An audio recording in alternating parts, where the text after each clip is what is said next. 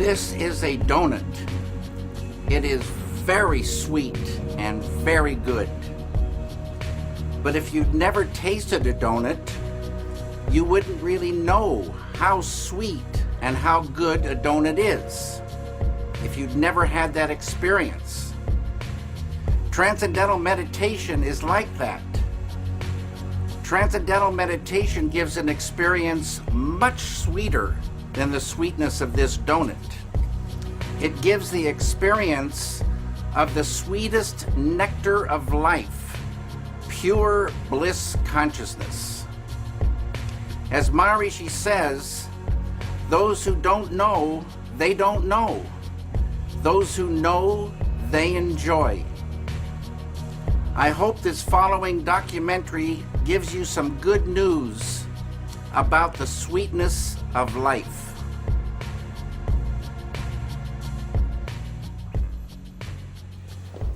Donc on tourne en fait là, hein, donc tout va bien. So David, the Maharishi teaching in your life. Are we rolling? We are rolling. Oh, okay, okay. The Maharishi teaching in your life, how did it all start? Can you tell us the story? Yes.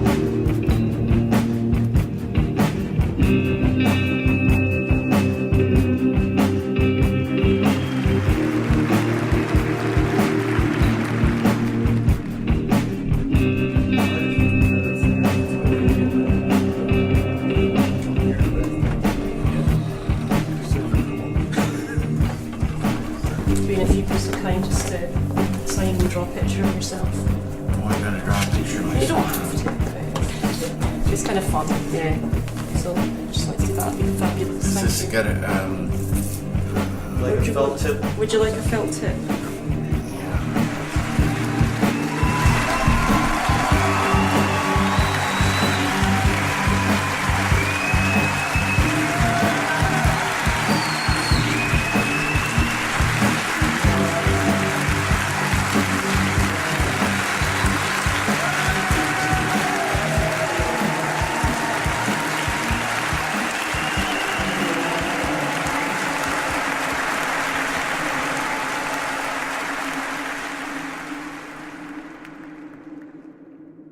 I am interested in hearing your opinion about the presentation of women and motherhood in your films.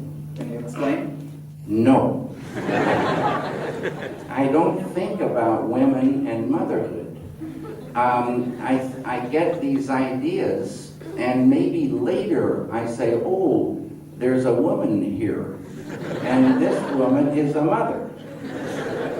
The idea comes first. It's not like you said, I don't set out on a theme. I don't set out to show something. I'm surprised as anybody when the idea pops in.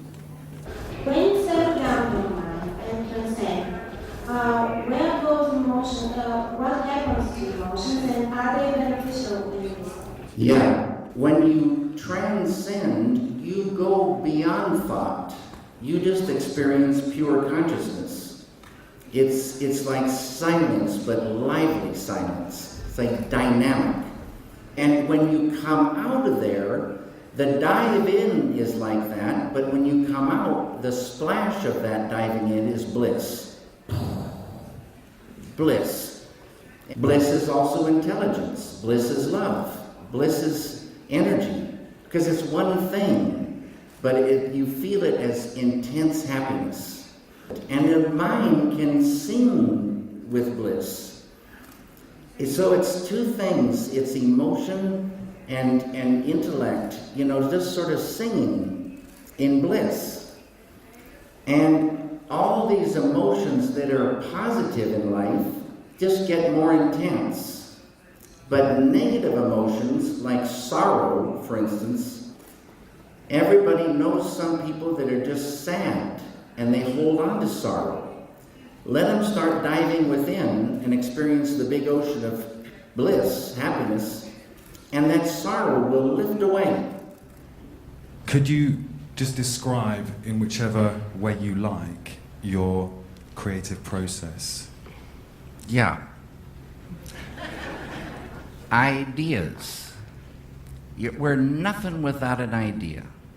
So I say that a desire for an idea is like a bait on a hook. And you're desiring an idea, and you have to have patience, just like you do in fishing. How deep that hook goes depends on the size of that ball of consciousness. And desire, another word for it, is like focus. Just focus on some. And it's a little bit like daydreaming. Thoughts come and thoughts come and thoughts come, and maybe, boom, an idea comes that is so thrilling. You've caught a little purple fish with red fins and little dancing speckled eyes. And this little fish could be just a fragment of the final film. But you love this fragment. You love this fish.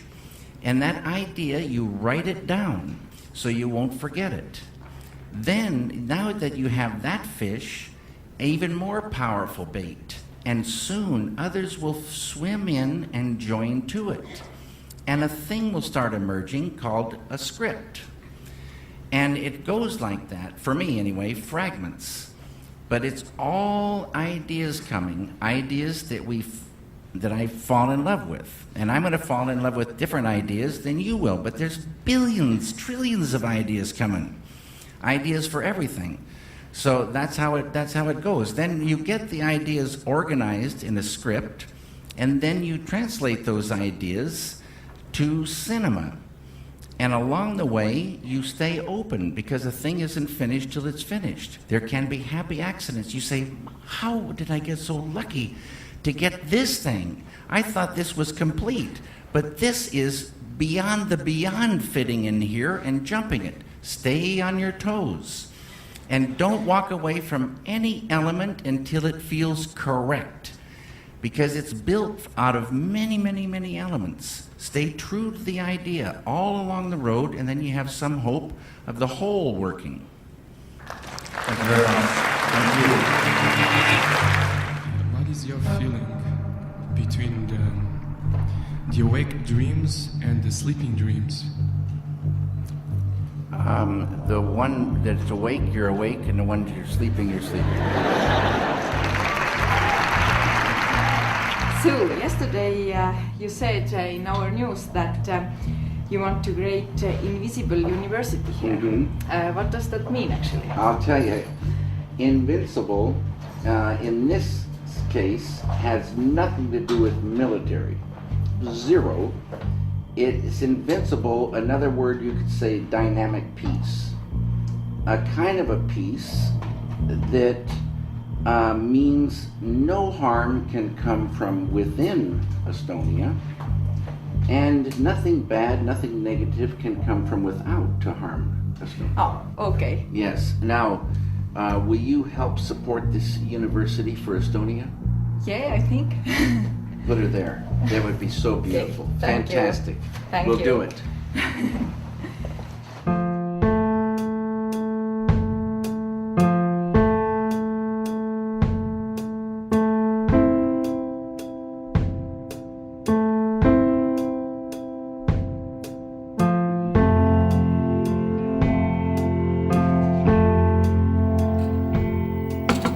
Okay.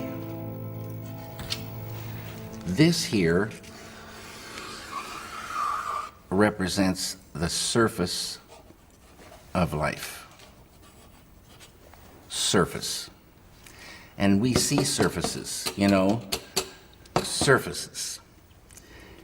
And about 300 years ago, scientists, they started wondering what was this wood and what was this metal and what was it really? So they start looking into matter. So this side is matter, and this side is mind. Mind and matter. And the scientists, well, they discovered molecules. Deeper they went, and they discovered these atoms. And like I say, they thought that was the smallest particle for a long time. All these things we learn about in school. They went deeper, and they find inside the atoms these little electrons and neutrons and protons. And they went deeper and deeper and deeper, smaller and smaller particles, smaller and smaller particles. They found 4 forces. On a deeper level, the 4 became 3. And on a deeper level, the 3 became 2. And then, about 30 years ago, modern science, quantum physics, discovered the unified field. The unity of all the particles and all the forces of matter, of creation.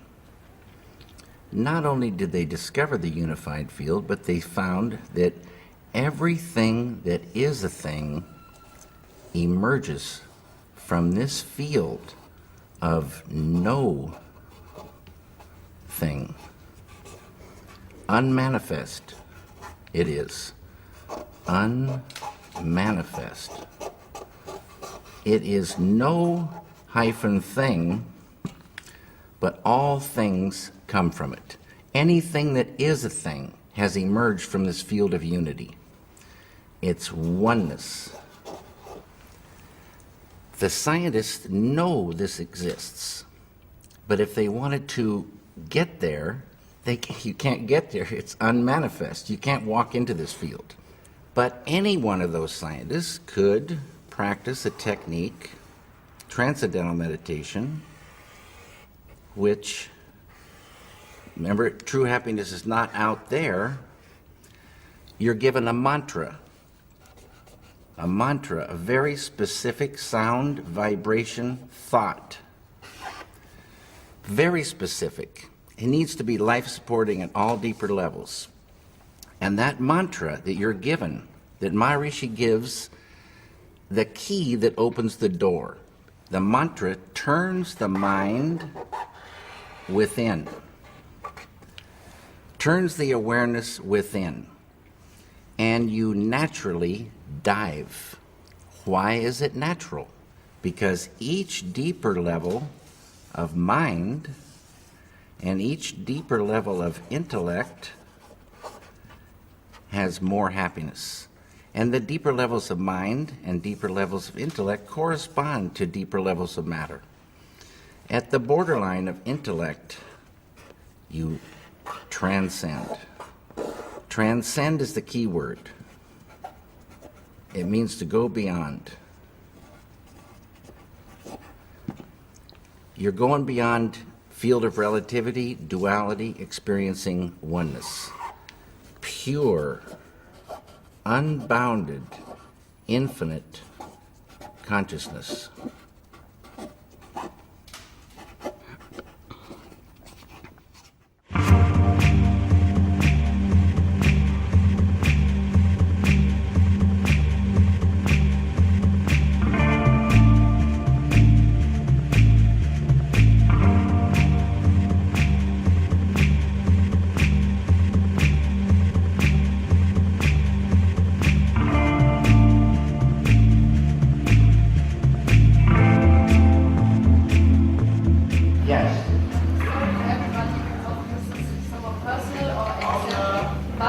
I love your movies, and they somehow brought me to studying psychology and script writing, and I would very much like to work with you, and no matter what stage.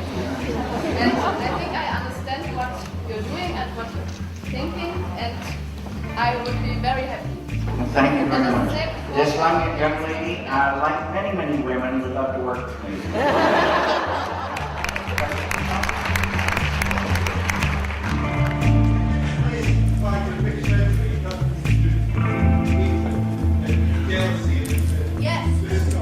That's a very great question. Very great question. The analogy for that is they say negativity is just like darkness. And so you look at darkness and you say, wait a minute, darkness isn't really anything. It's the absence of something. So it doesn't matter how dark the night has been, when the sun comes up, automatically, without trying, the sunlight removes the darkness.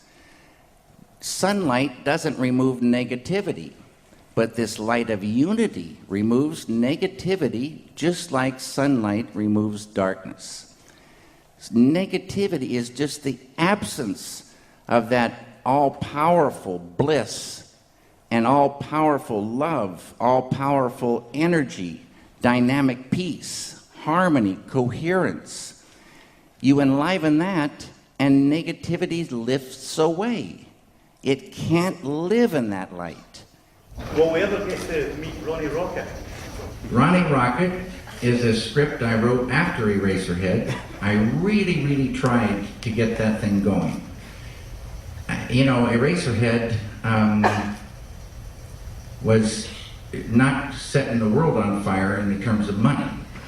So, but I did get one meeting from a studio. A guy invited me in after he saw, or he didn't see Eraserhead, he heard about it.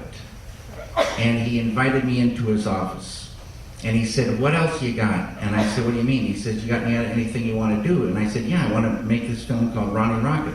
He said, what's it about? I said, it's about a 3-foot-tall man with, you know, a red pompadour, fake red pompadour, who runs on alternating current electricity. And he's asked me to leave his office. Do you think everyone here is an artist? Everyone is an artist in their own way. I say, you know, if you were a toilet cleaner, cleaning latrines, that could be a horrible job, drudgery, a nightmare. But you start building up this inner happiness, creativity, intelligence, and you're suddenly going to work in the most worst conditions, and you start seeing it differently. And you start getting into cleaning. And maybe you get your boss to get some disinfectants, or maybe you invent a new brush or a new vacuum. And pretty soon you're kind of enthusiastic about it. And you're cleaning toilets faster and more shiny they are. and it's really going good, and you're finding happiness in your work, and your boss takes notice. The boss takes notice and comes to you and gives you a raise. And not only that, he invites you home to dinner. It goes like that. Everyone has creativity.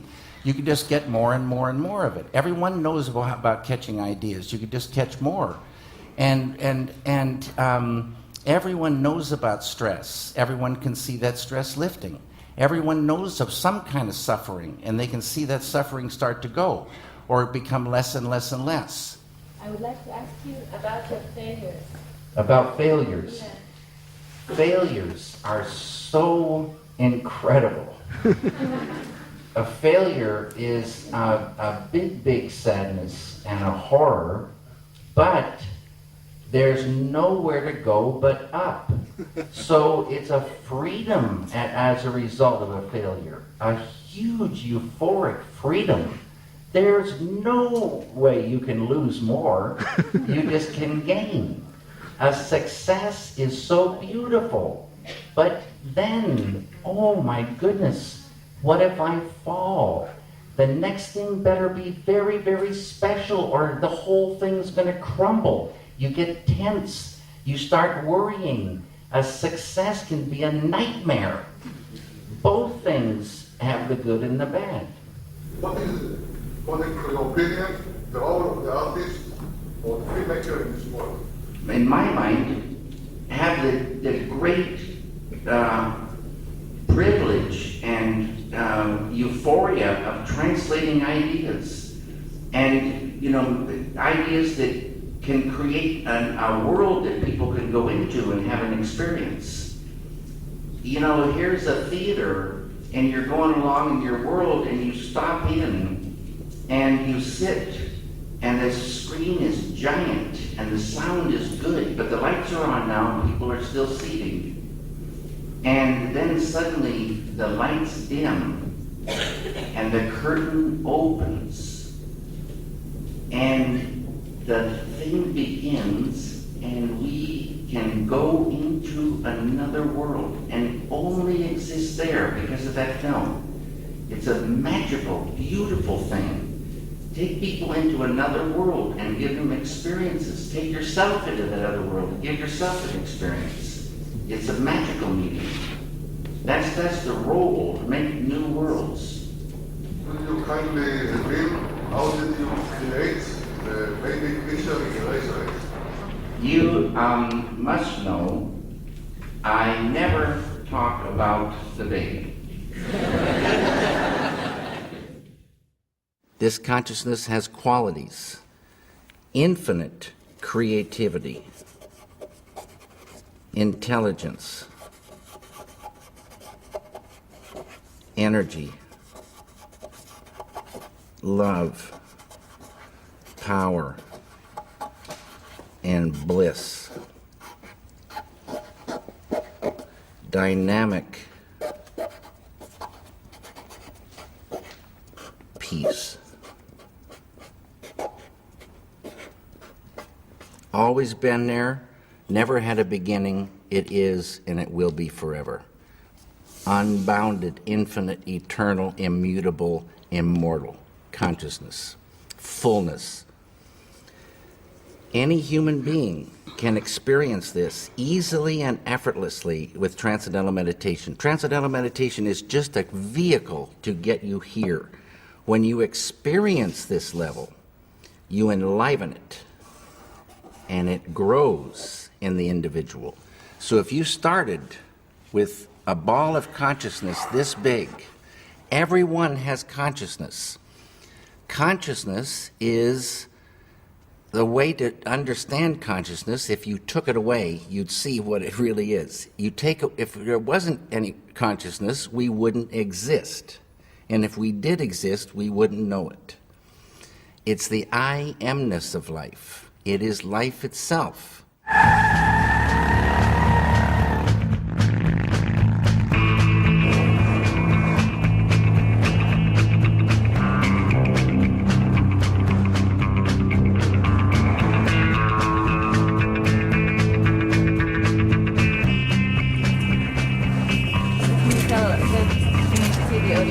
why you are here.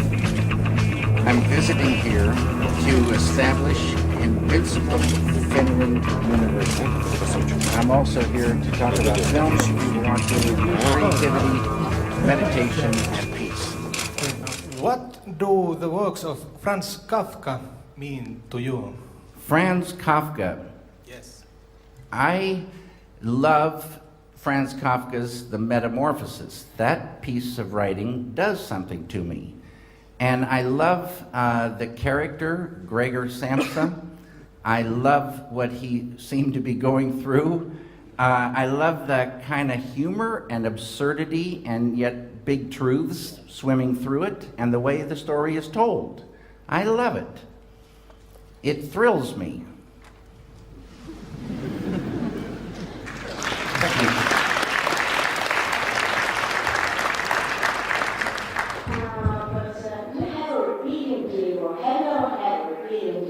Yes, I did have a repeating dream.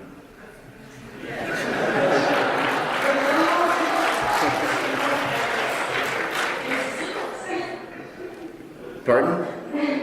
But you would like to tell us about it. You have to come close to me.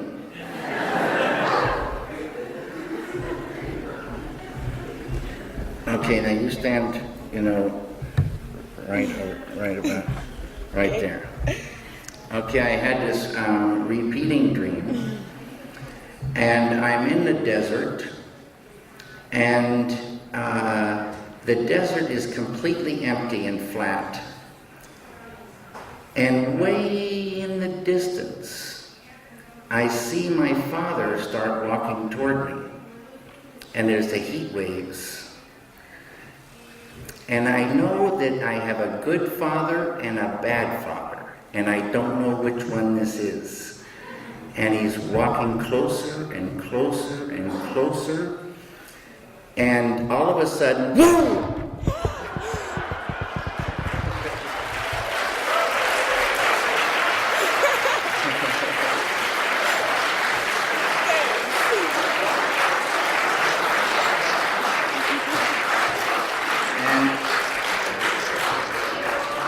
That was my good father.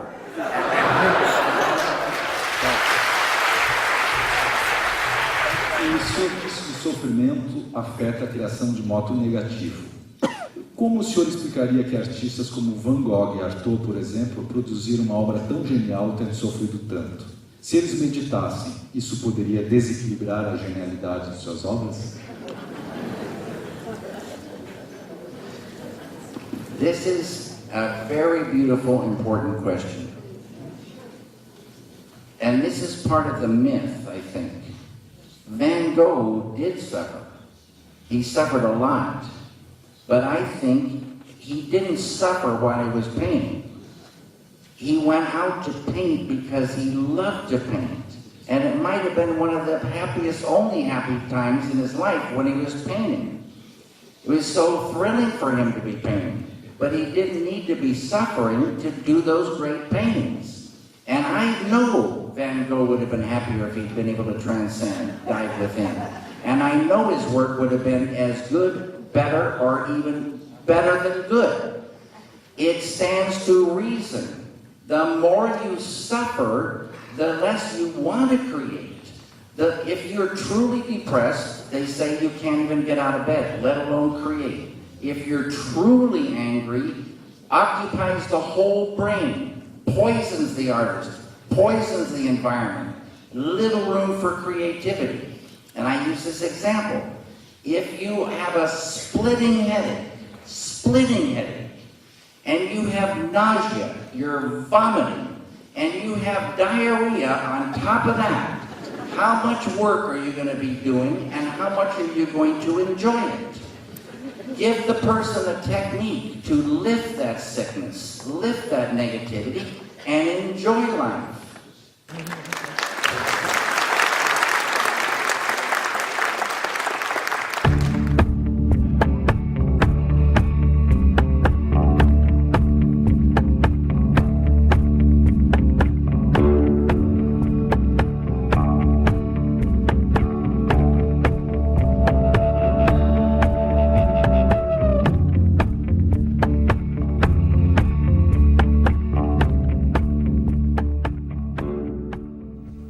tied to consciousness is all this. Creativity, intelligence, energy, love, power, bliss, dynamic peace, all positive. Light of unity, all positive. You experience this level and you enliven it, and this ball of consciousness that you thought was just going to stay the same for the rest of your life starts expanding, and these qualities expand. So day by day, you're growing creativity, intelligence, love, energy, and this ball of consciousness is now expanding, and you're owning unconscious or subconscious more and more and more. Side effect of the growth of this consciousness is negativity starts to recede, tension, I write all these things, stress, anxiety, sorrow, depression, anger, hate, fear, all starts to go. Can't live in the light of this. In schools, when there's stressed anxiety, horror stories, depression, so many people on pharmaceutical drugs, suicides, shootings, stabbings, you give a student this technique. It's easy to do. It's not concentration, it's not contemplation. Concentration, contemplation keep you right on the surface. You're not transcending. It's this field that does everything for the human being. This field. And you experience this field when you really get there and transcend. This is transcendental consciousness. It's, there's so many names for this field. The Tao, Kingdom of Heaven, all these names for this one field, the absolute, totality. In Vedic language, this field is called Atma. A-T-M-A, means the self, with a capital S. Know thyself. Get there. Know it by being it. Unfold it. And what you're doing is unfolding your full potential as a human being. Your full potential of the beautiful human being is called enlightenment. And people can unfold their enlightenment.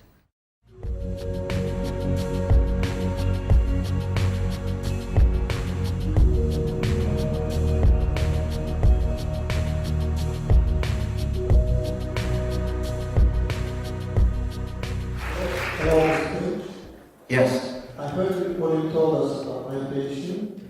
I believe all of it. And I have a question. What do you think? Can the religion be fully a substitute of meditation with all the effects you told us? Can religion be the same thing as meditation? Is that what you're saying? Yeah, not the same. A substitute? To have the same effects, not from the meditation, but from the religion. Can it be possible?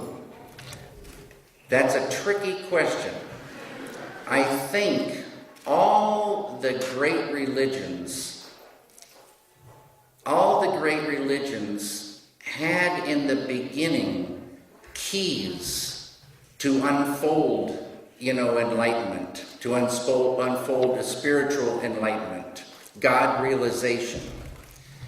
I think in time, things drift, and in time, keys get lost. It's totally possible to find something in the scriptures, these truths. So many scriptures are written in codes, and it's hard to find the thing.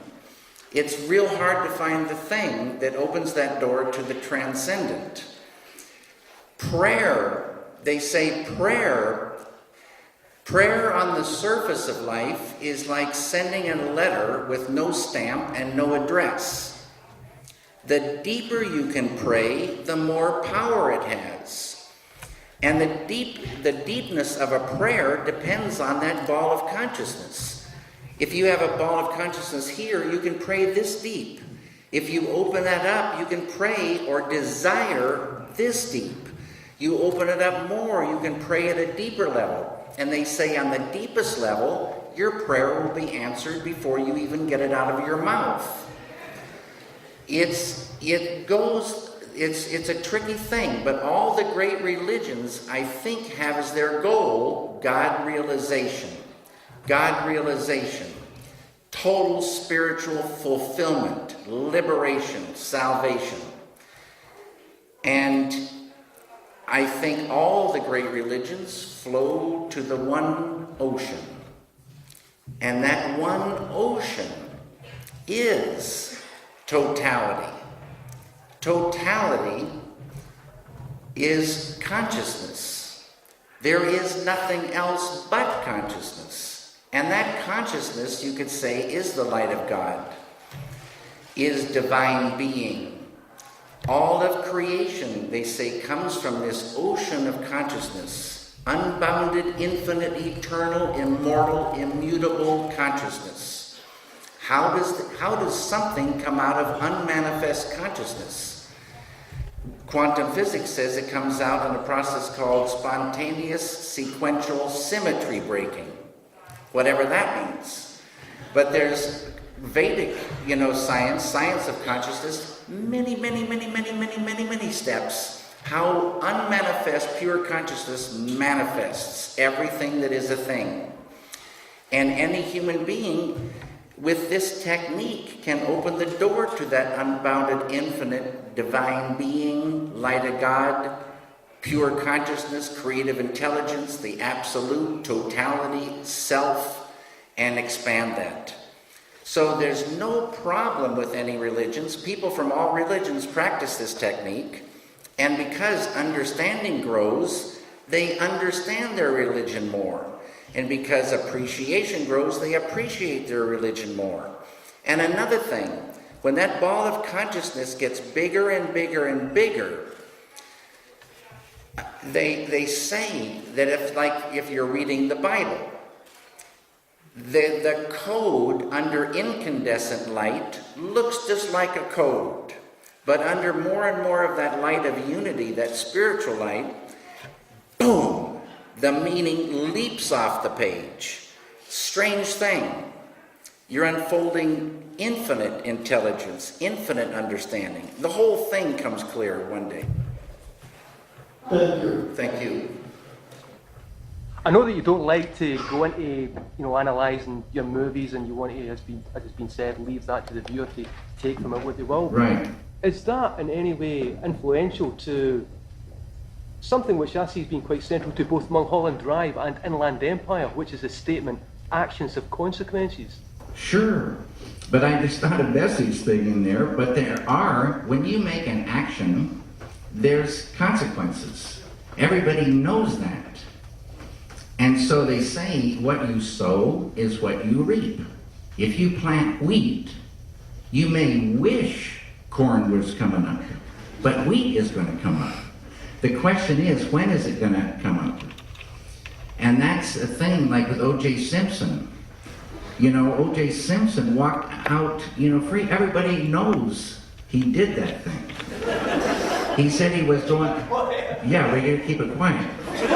And so when is it going to come back and bite him?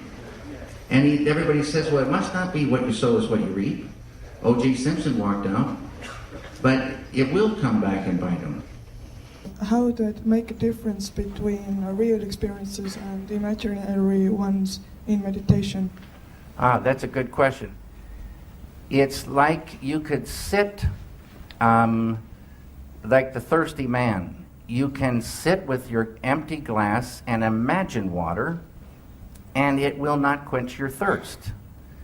You can sit and wish for water, but it won't fill that glass up. But if you dip that glass in the cool water of the well and bring it up and drink it, it will quench your thirst. There's no denying this experience of transcending. And man, you are not angry anymore? No, I told you, that anger lifted away without trying. Poison to the artist, poison to the environment, poison to the human being, lifts away without trying. But it's not that you become numb No. and sleepy and don't want to work. You get more energy, more enjoyment of the doing. And negativity lifting means that conduit of the flow of ideas, the flow of creativity, is not cramped by that. Negativity restricts that flow. So, and you can still have righteous anger, being very strongly for something or against something, beautiful.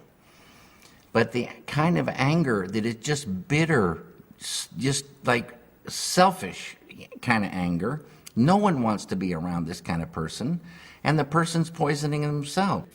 The person can't work so good. That's mind control. Negativity is really mind control. Depression controls the mind now. Can't work. Anger controls the mind. You can't work. Sorrow. Some people hold sorrow for years. And you want to visit them and cheer them up, but it doesn't do anything. You get them the chance to transcend and watch what happens. Sorrow will lift away. They'll be back on the road.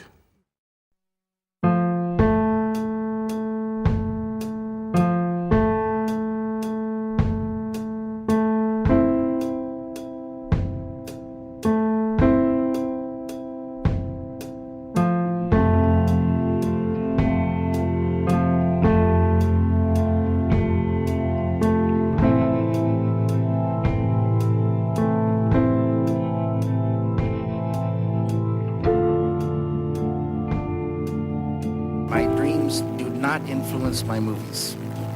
But I love, as I say, dream logic. Dream logic is so beautiful. I like daydreaming, and I love what cinema can do with abstractions. Dreams are very abstract, and this dream logic is something that cinema can say. Cinema being sound and picture flowing together in time. Such a beautiful language. Can say concrete things, and it can say many, many beautiful abstractions that can only be said through cinema. Things that conjure a thing in a person that is only conjured from this beautiful language. How did monkeys become human? How did the monkeys become human? Yeah. This is what I've heard. They graduate.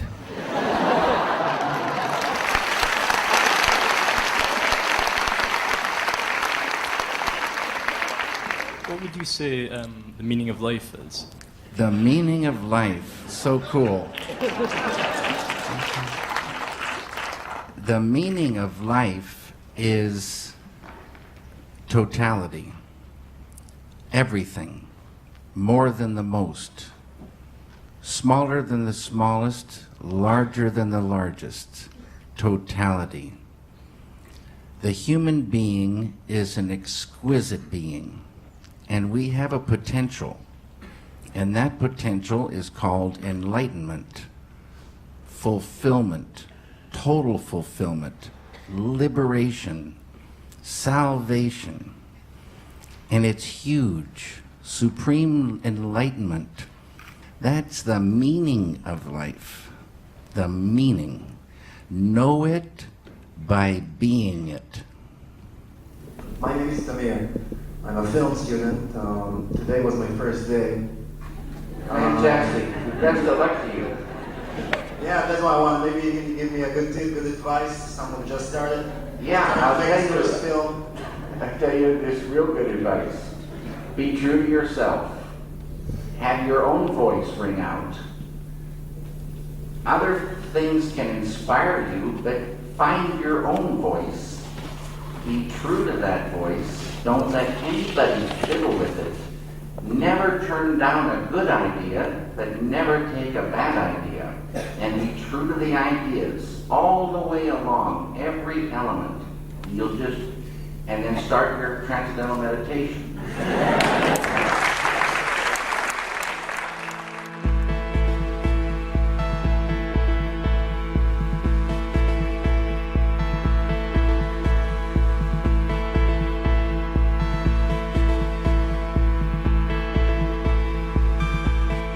I've just made the the little leaflet that has been given around, and it says that you've just returned from a 5-day visit to Israel.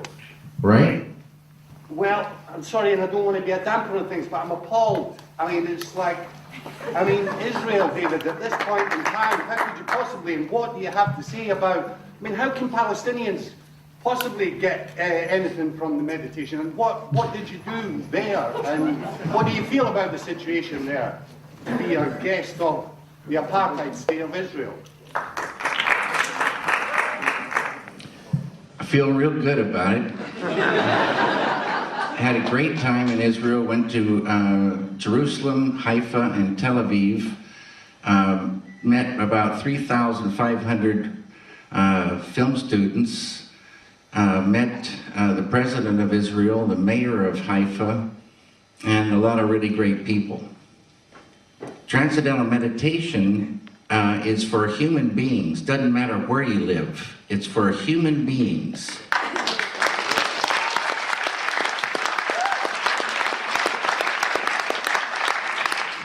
Hello, sir. While I was watching Inland Empire, at the beginning I felt that I was struggling to understand the movie. Yeah, a common occurrence. And then I felt that it was because I was trying to make it understandable for my conscient part of the brain. And then I thought, well, I'll quit that, and I'll just let it through into my unconscious part of the brain. And suddenly it all makes sense. It was like a passive way of watching cinema, instead of an active trying to understand with the rational. Yeah, that's beautiful. So beautiful. What do you have to say about that? Okay. Are you making movies for the unconscious from now on? No, if it's unconscious, you don't know it. And so, that's where meditation comes in. Because we're all on the surface of life, and we all have consciousness, but we don't all have the same amount of consciousness. The potential for the human being is infinite consciousness, enlightenment. If you take this mental technique, you get a mantra.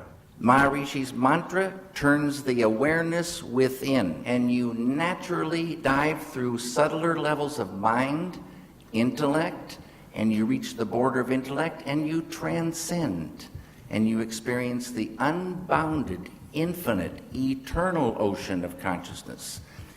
When you transcend, boom, you're there.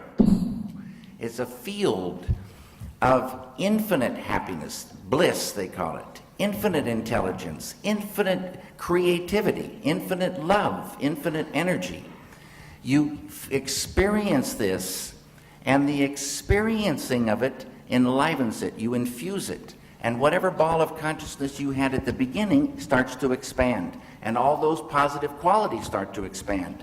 And when consciousness expands, you're literally making the unconscious conscious.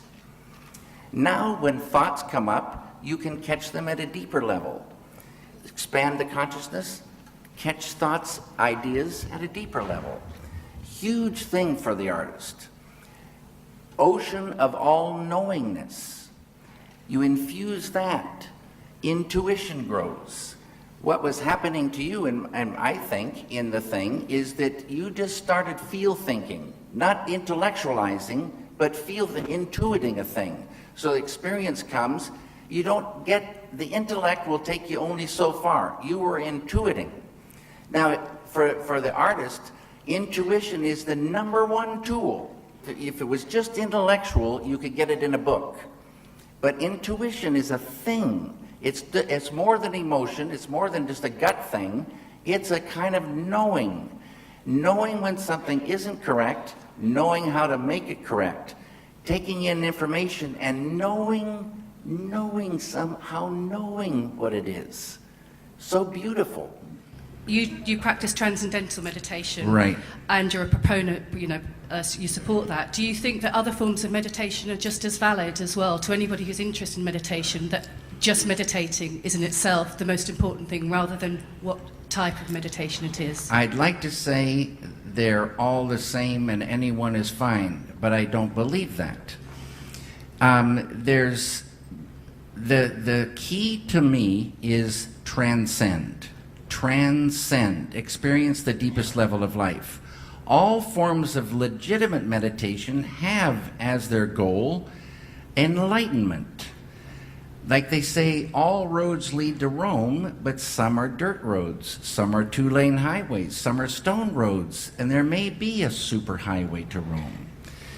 The thing is, it's not transcendental meditation, it's this field that does everything. But transcendental meditation from the first meditation will get you to this field. Now, there's brain research. And this is what's going to separate, the different forms, because you can hook yourself up to an EEG machine, start your practice, and see what it does to the brain. Because the only experience in life that lights up the full brain is truly transcending. If you meditate in a form of concentration, that part of the brain will be lively and bright and fine, but no transcending. Maharishi gives entry to the transcendent easily, effortlessly. It's not a trying meditation. You will transcend your first meditation and everyone after that. It's a miracle, it's a blessing.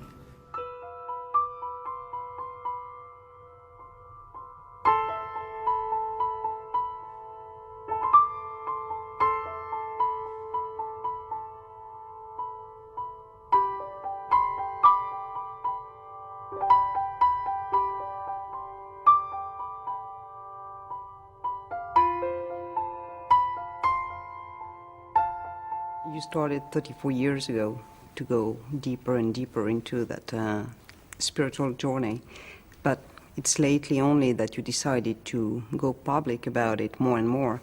What was the ignition point, or in your life or in the world, that made you want to talk about it?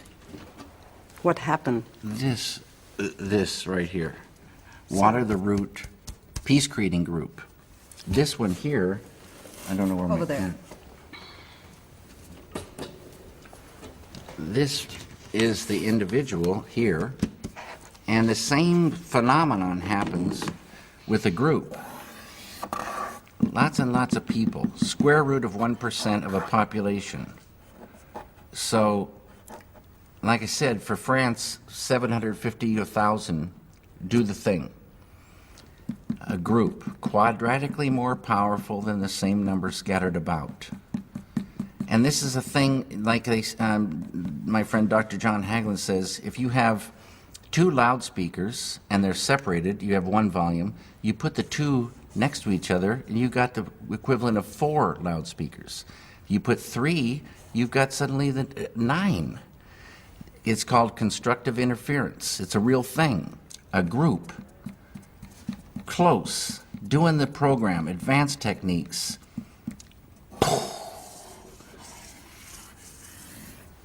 Day by day. Just like when you want to get electricity to the people, you build a power plant, generate that electricity, and they get it. And you want that power plant to stay. They got their computers running, their TVs running, the whole kitchen's running, and day by day by day, you're generating electricity. Day by day by day, you're generating dynamic peace. Beautiful thing. Human beings like a light bulb. And we enjoy that light inside, but we also radiate it. We affect our environment. Everybody knows that. You go into a room where there's been a bad argument, the argument's over, but you can feel that thing. You go into a room filled with felicite, bliss, and the power of that is so beautiful to be in. And this group radiates that. Side effect, negativity goes. Enmity and the enemy goes. Without trying. Unified field. Mm-hmm. That's our big, big, big friend.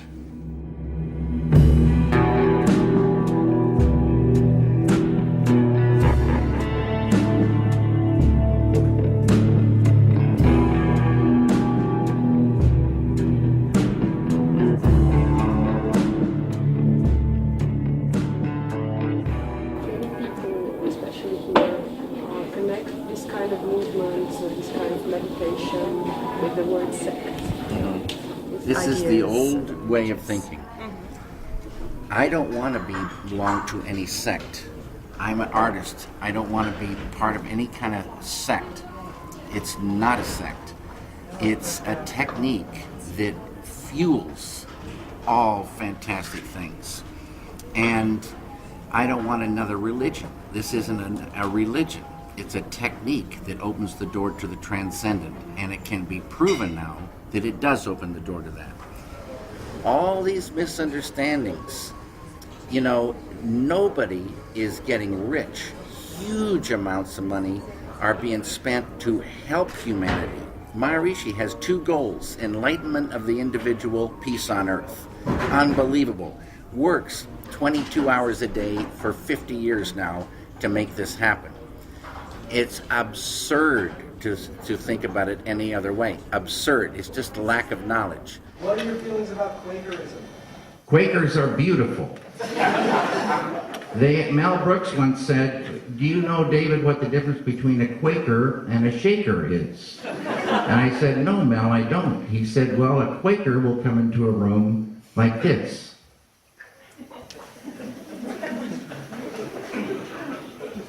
And a Shaker will come into the room like this."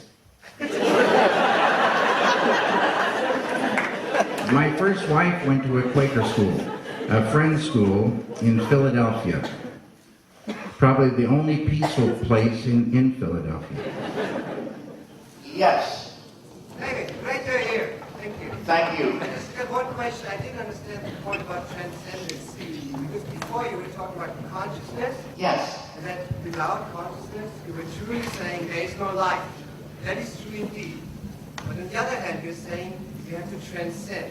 And as you very slow following, transcendence is the opposite of consciousness. No. When you transcend means to go beyond.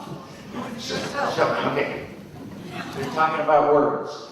Transcend, in the way I'm talking about it, means to go beyond. You go beyond the thought to pure, no-thought consciousness. Beyond what? Beyond the field of duality, experience oneness. Beyond thought, pure consciousness. Beyond the field of relative to non-relative absolute.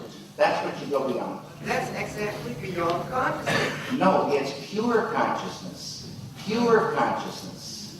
And you get wet with that, infuse that, and grow that consciousness. Oh, I got it. Okay. Bless your heart. Hi, David. How you doing? Good. Just wondered, sort of a general filmmaking question. What drives you to make a film? What makes you go for one particular idea and make a full feature film out of it? You're going down the street, and girls are passing by. Pretty, nice-looking girls. It's not doing it, though.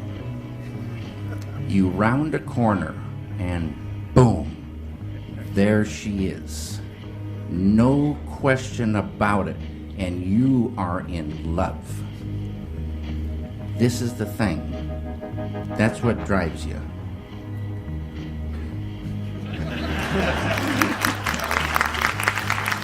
You bet.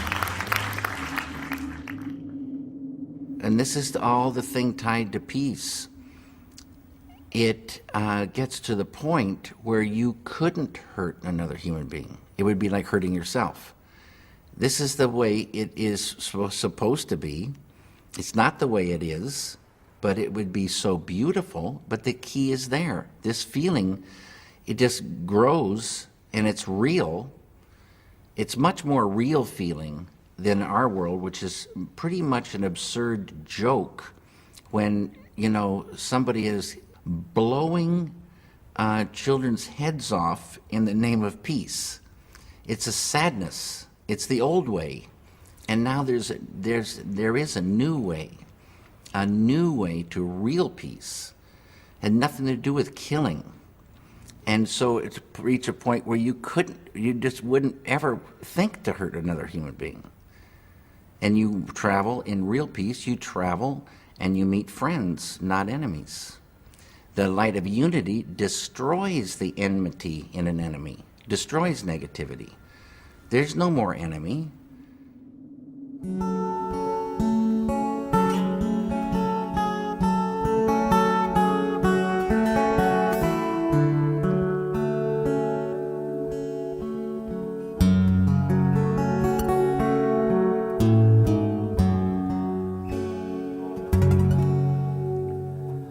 How blessed the forest with birdsong. How neat the cartpeat laid so long.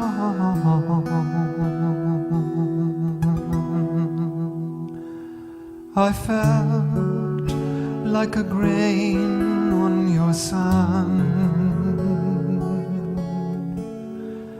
I felt like a seed on your lawn. I felt like a tide left me.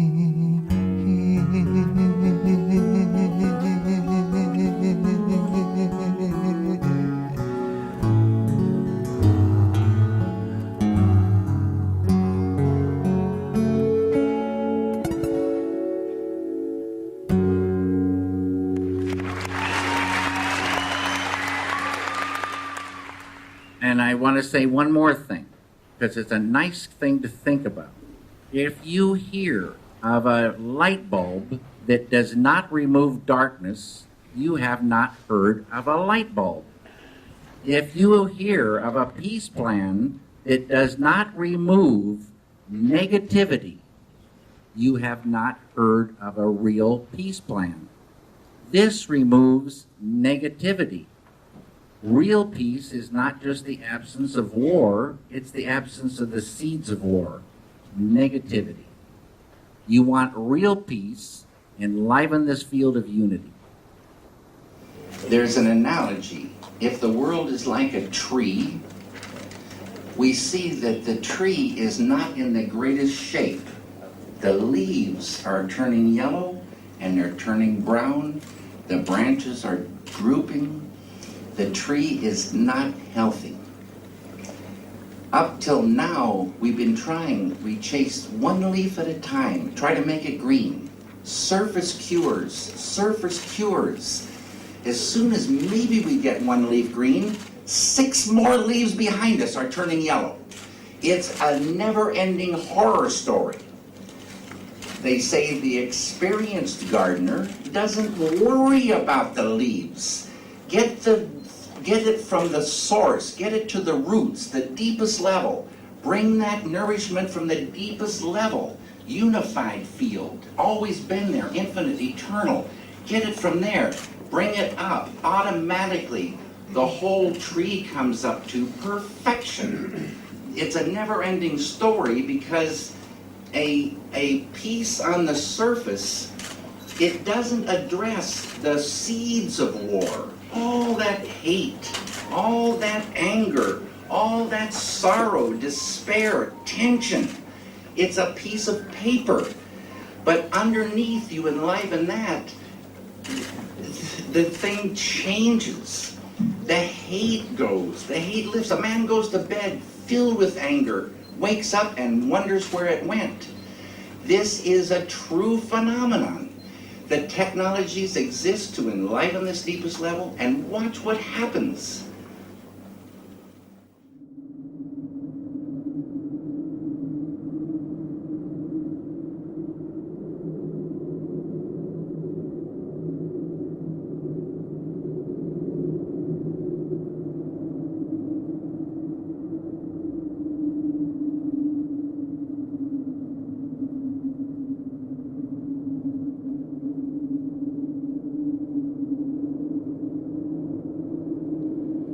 This wind represents ancient and eternal.